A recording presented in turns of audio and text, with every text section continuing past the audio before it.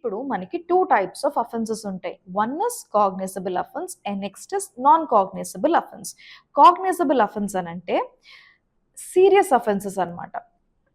Rape కానీ, murder కానీ 10 years కన్నా పైనున్న అఫెన్సెస్ అన్నిటిని సీరియస్ అఫెన్సెస్ అంటాము. రాబరీ కానీ, థెఫ్ట్ కానీ, ఎక్స్టార్షన్ కానీ ఇట్లాంటివి ఏమన్నా సరే కాగ్నిజబుల్ అఫెన్సెస్. సో ఇలాంటి అఫెన్సెస్కి డైరెక్ట్గా police they can register the crime. అంటే ఎవరైనా కంప్లైంట్ ఇచ్చారంటే క్రైమ్ రిజిస్టర్ చేసి ఇన్వెస్టిగేషన్ కంటిన్యూ చేసి ఆ ఇన్వెస్టిగేషన్లో దొరికితే కనుక అక్యూజ్డ్ వాళ్ళ ఫాల్ట్ ఉందని చెప్పి ఇన్వెస్టిగేషన్లో ప్రూవ్ అయితే ఇమీడియట్గా అరెస్ట్ చేయొచ్చు without the permission of the magistrate వరకు వెళ్లకుండా కూడా చేసుకునేదాన్ని కాగ్నిజబుల్ అఫెన్స్ అని అంటాం.